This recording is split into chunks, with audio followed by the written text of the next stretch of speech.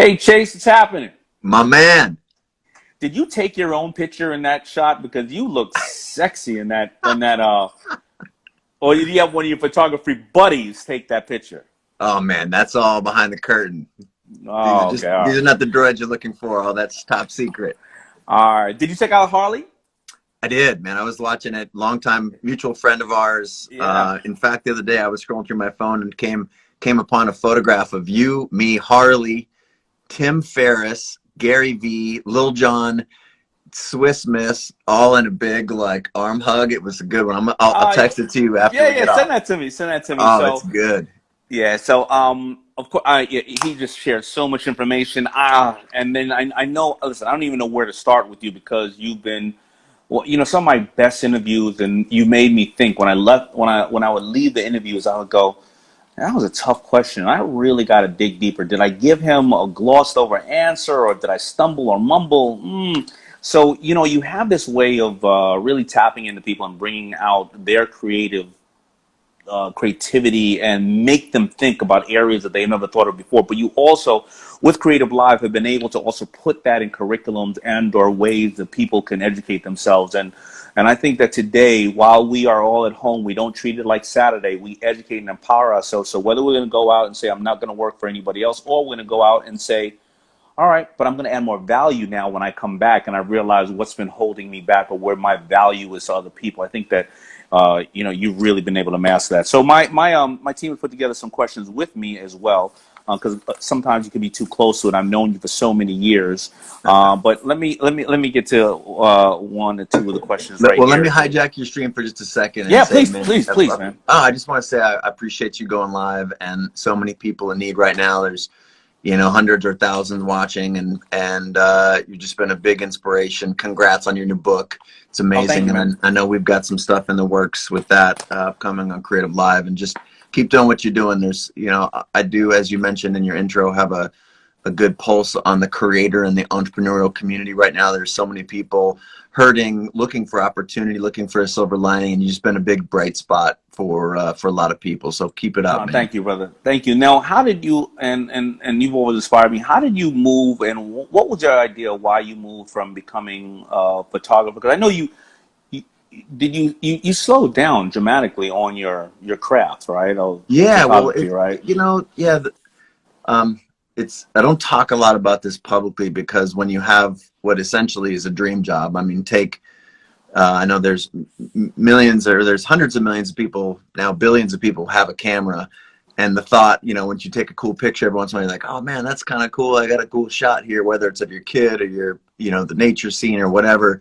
But to have that as your professional career and be able to travel the world with your friends, doing the things that you've always dreamed of. For me, it was around action sports and travel and the adventure lifestyle. And to be at the top of your game in that is truly like a once in a lifetime job or once in a lifetime opportunity, I guess. And to be able to do that every day for 15 years, again, I don't share this much publicly, but you can even burn a television personality or someone who gets recognized walking down the street. Even that can get tiring. When I had exhausted all of my professional aspirations with photography, shoot with all the celebrities you'd ever want to shoot with, all of the, across all the brands, travel to 100 different countries. And when you check that off your list, I started to feel a little bit like, that whole chapter of my life, the last 15 years has been all about me.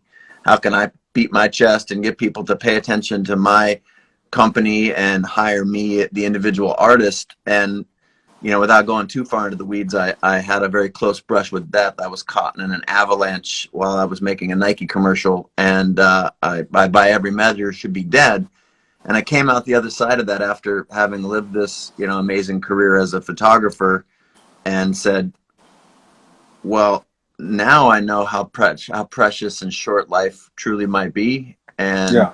if I could shift gears and do something, what would it be? And it was the idea of being able to give that gift of actually tapping into what I knew my personal calling was, and to be able to give that gift to anyone who wanted it. Because I think we're raised in a culture where the closest people to us, they care deeply about us. These are our parents, our spouses, our career counselor, friends, peers. and yet they really don't, they aren't equipped to tell us what we ought to be doing with this one precious life. And so I figured maybe I could create a voice and a movement that wasn't your parents or your teachers or your career counselors or your friends that are telling you to do something, quote, practical with your life. And what if we could create a world where we program people to think for themselves and to pursue what it is that they were meant to do on this earth? And it's very much in line with your vision around entrepreneurship. Like, whether you're working for for a big company or something that you've dreamed of for a long time, how could we empower people to think and take advantage of that moment for themselves? And so it was an easy transition when I started doing that and built Creative Live. This started about 10 years ago, which is now where more than 10 million people go to learn from entrepreneurs like yourself, like Tim Ferriss, Gary Vee, Brene Brown, Ariana Huffington. And we've just started tapping into this I think gold mine now, 10 years in, where millions of people can come check it out. Incredibly personally fulfilling for me. And lo and behold, who would have thought that when we started that thing 10 years ago that we would be in the middle of a pandemic? And now Creative Lives, I was just on the phone with Oxford.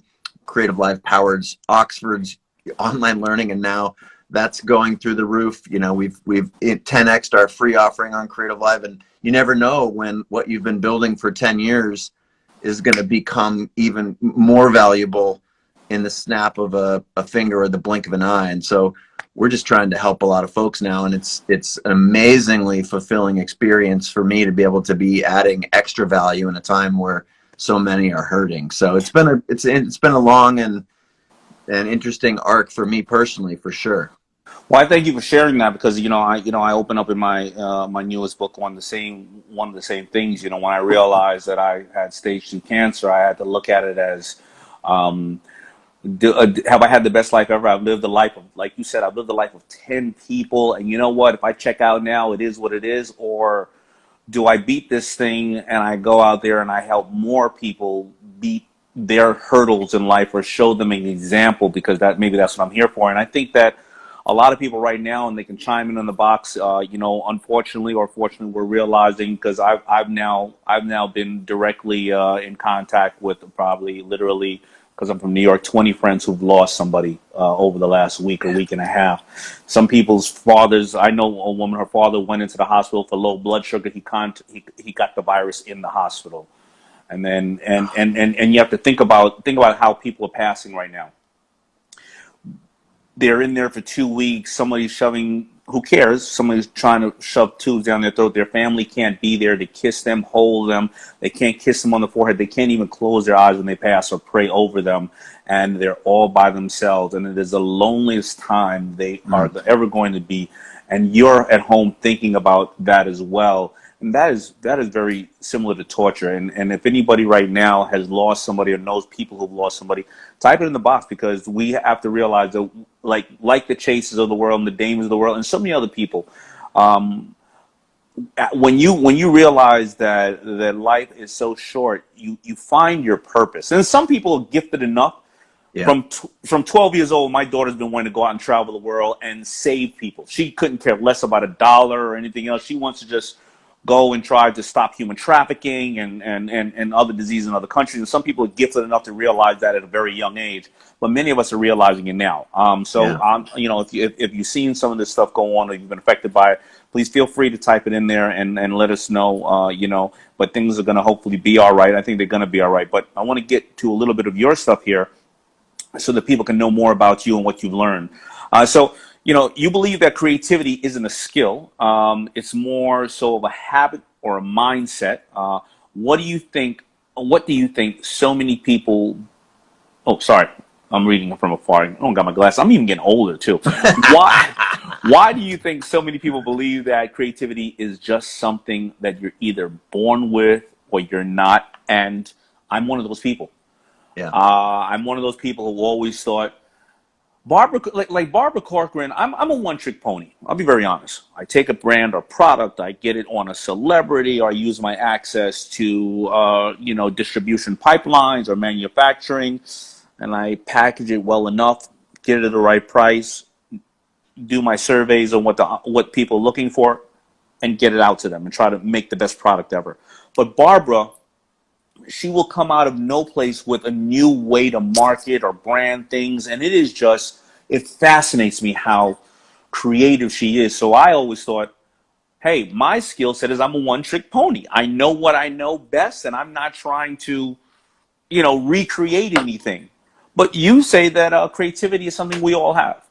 Sure. I'm happy to frame this in a new way for you. And first, I think you're wildly creative, and I'll get back to that in a second. But all you have to do to wonder if humans are creative as a primary mode of being, all you have to do is walk into a first grade classroom, right? And say, who wants to come up to the front room and draw me a picture? How many hands go up? Every hand goes up in first grade. Like, it's like, I want to stand on the desk and draw a picture for my teacher, my friend, my peer, my mom, dad, whatever. And over time, through the messaging of our culture, through our parents and people who mean well, because they want us to be safe and taken care of, they steer us towards something other than creativity, towards something that's practical. But the irony is that the success that you or Cuban or Barbara or anybody on the show or anybody that are our mutual friends, they didn't find success. We even use that, right? Oh, he found success. Success is created.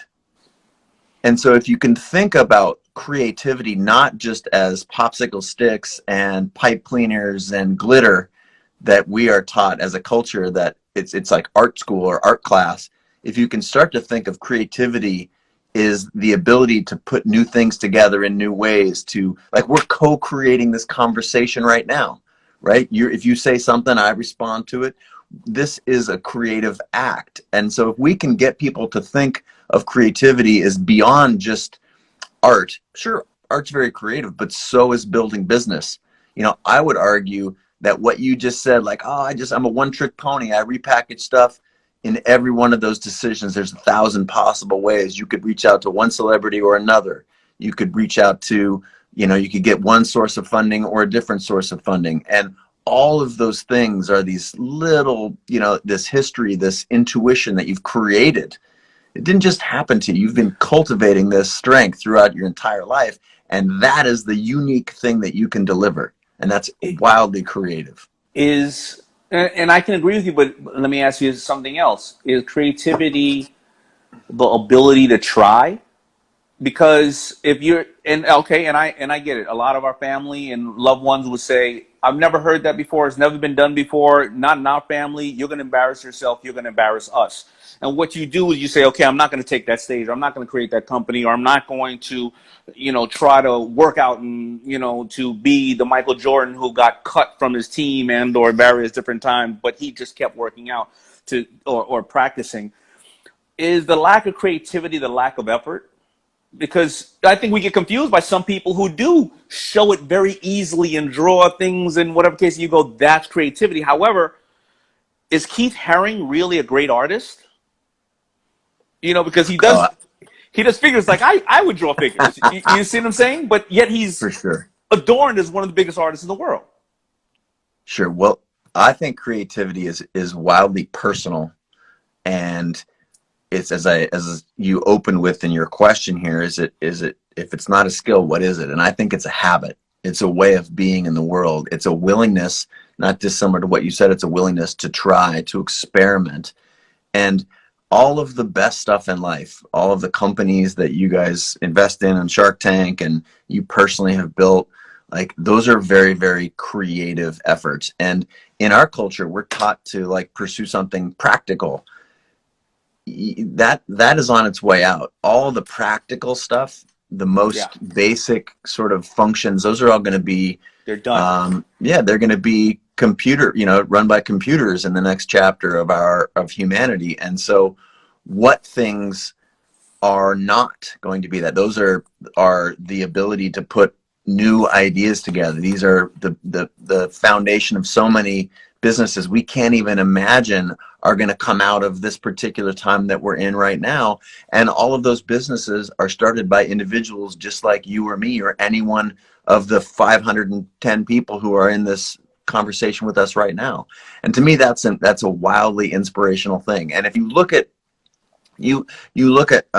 success on TV or on the internet, and it's easy to say that person, she just got lucky. But what you discover if you look under the covers at all is that person's been grinding for 10 years. And to me, this combination of pursuing what it is that you're put on this planet to do, finding out what your purpose is, and then pursuing it, is both wildly creative and a way for you to be valuable to yourself, valuable to the people in your community, and to the world. Like, that's what we're supposed to be doing, is pursuing that calling that we all have. And I think, and I hate always giving my mother the credit, man, because my kids think that I'm the stupidest man on the planet. And I think that's what kids are supposed to do. And I didn't listen to my mother until I was way, way older. And I realized, wait a minute, she knew what she was talking about.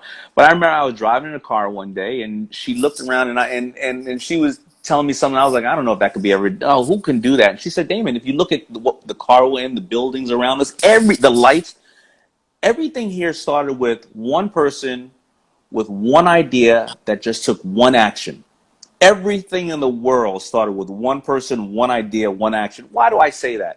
I say that because I guess that's creativity. They didn't start off saying, I'm going to make a car. They probably started off saying, I'm tired of walking, and the bike is not getting me there. The horse is shitting everywhere. I got, All right, your mom's had it. Like, she knew. And I mean, literally, if wherever you are, the 400 people that are watching right now, look around and realize that everything, if you want to know the value of creativity, everything around you was created. It started out with an idea, and that idea was just in someone's mind, and then it was a drawing, and then it was a list of things to do on paper, and then there was one version of it. Yeah, like you said, the first car probably started out as a skateboard, and then it became a bike, and then you know what I mean? It's like, and when you start to realize that everything around you was created, and it was created by somebody no smarter, no more talented, maybe even with less resources than you have right now, that's inspiring to me. And that's part of the way that I think about creativity. It's not just Keith Haring drawing and painting, although that's wildly creative. But when you start to realize that everything around you, the people that you look up to and admire and respect on the internet or in real life, they are creating that experience for themselves and for others. It's not something that they just stumbled into. There's nothing new in this world. There's only just a new platform. My friend Dom will always say that his mother and her friends created crowdfunding, Uber Eats, and all that, because they would just yell out of the window, "Hey Sally, you and Tanya put some money together, give it to that boy on the bike, go down the block and get some bread and bring it back to me." And that was their version of crowdfunding, Foursquare, Instagram, whatever the case is. So, all right, I want to get a little bit into I know we all have limited time, because I know that we're all super busy, and I really appreciate your time here with me. I know you're in heavy demand, and I want my people to learn from you, but this is really amazing having both you and Harley here. So about Creative Live, you found an online curriculum that has become a community of creatives. And what does it mean right now to be an entrepreneur and a founder? Well, it means, first of all, I want to back up one sentence and say, right now, as humans, we do have the capability of both grieving and recognizing the pain and the hardships that's happening right now, and doing something positive. So to me, that is a key characteristic that I want us to emerge from here. We can both hold that pain that humanity is going through and hold the lens of opportunity to do something special and different, both with this time, and whether you're an entrepreneur or an artist, do something with this moment. And so when you said, what does it mean to be an entrepreneur, or what's on the minds of entrepreneurs right now, I think that you can be respectful of all of these things that are happening and try and provide value. I'll just use my own case as an example. Like, I got a bunch of, I too know people that have lost people. I got a couple of older adults in my life that are at high risk. They're currently okay, but that are at very, very high risk. My mom has an autoimmune disease. My uncle's in the hospital with some blood poisoning. There's some really tough stuff going on right now. So we can hold that.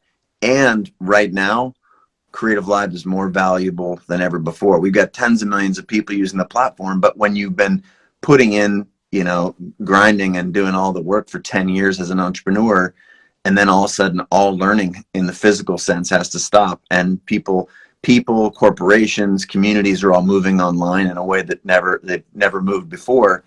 We suddenly have found ourselves, in a unique time and a bit with a unique ability to add value. So we're 10xing our free offering. We're trying to be there for our community. And my personal story with Creative Live is probably not dissimilar to so many entrepreneurs who are listening and watching right now. Mine just happens to be an online learning platform, but your business might be struggling right now. It's up to you to both feel and hold that pain and the struggle, and think of a way that you can show up for yourself, for your community, for the people that are close to you in this moment of need. Do you have a unique skill or gift? How can you adapt your business to this time? And to me, that's what it means to both be human, to be able to hold both these ideas, and to be an entrepreneur at the same time. I couldn't agree with you more. I was I was on a call yesterday. I have a round table where a lot of CEOs, and this one happened to be a round table of CEOs more in the real estate, residential aspect of real estate. They weren't commercial based. And one was having a conflict, saying, I'm having a conflict right now because as we're looking at the market over the next 2 years, there's going to be a lot of loss and a lot of changes because, of course, people's revenue went down and loss of life. And Sure. he was like, I don't want to feel like I am profiting off the loss of people and getting their homes, what they've invested in all their life, for 50 cents on the dollar. He said, I don't want to do that. So I don't know what to do. And another CEO, fascinating, that he said, we're doing the same, but we're not taking advantage of it. We're asking people who wants to downsize, and we want to help you find something that's more affordable for you, right? We're waiving our fees for some people and or family because we're here anyway. We have the database anyway. Take a look. If you like what you like, and whatever the case is, how can we get more capital out of your home? And we're bringing in financial advisors to tell you maybe you don't want to, do this. Maybe that property could be an Airbnb property and you downsize over here, and how can this income now help you with that? And it really opened up to other people to go, you don't have to be, you can have the sensitivity of what we're doing right now and yet still be a business person and offer value. Absolutely. And I love the way you just framed that, because notice in the person that provided the solution, that wasn't what their business was yesterday, right? What got them from where they were to pre-COVID pandemic is not the same thing that's going to get them from where they are now to the next chapter of their business. And so, and they're not alone in this. You at the Shark Group, you've had to change your thinking. You're not traveling all over the country speaking in person. Right. Yeah. And same with Creative Live. Like so much of our stuff has been, we make curriculum, we bring people together in a place, or we go to a location and create amazing content, and we've had to rethink that. And so in the example that you gave, people, what made them successful from 10 years ago to the pandemic, and what's going to define the next era of from the pandemic forward, those are very different things for every business. Nothing's the same as it was before this. And so many of things are never going to be the same again. Like, whether air travel resumes or not, certainly so much of online learning is going to move online. So many corporate events, they're going to realize, well, we didn't need to spend all that time and money to fly people across the country for a 30-minute meeting when a video conference might have done well. So to me, this reorienting about what are the strengths that my business has, and among them, and I know this is going to resonate with you, chief among them is mindset. Like if you are, again, we have as humans the capability of both being sad and frustrated and torn, but being the strongest version that we can for ourselves, our companies, if we're leaders, like the opportunity to be vulnerable and to be, to show up in a really, really authentic way during this time, like that's an asset that, now might be revealed in a way that you hadn't been able to do that in the past. So I think there's so many ways that every single person who's on this IG Live right now can think about what's the best version of themselves that can show up. Mindset in this time is as important as anything. Oh, thank you, man, so much. I know that I didn't even know there must be an hour time limit on these IG lives. I got a minute and 19 left, but I want people to know that, listen, this is just a tip of the iceberg. You can go and follow Chase, but also Creative Live is his platform where there's thousands of hours of interviews and information and curriculums with thought leaders and people that can help you right now. And so thank you everybody for tuning in. Thank you to Chase. We're gonna repost this, and I just got one really quick question for you, Chase. I'm ready. Or two, and it's let me see where it is right here. All right, yeah. Same question as with Harley. Like, is a hot dog a sandwich or Definitely not a sandwich. What is it? It's a hot dog. No, hot but a hot dog in the bun. No, but that's just the hot dog. But when it's in the bun, is it a sandwich? It's a tube sandwich.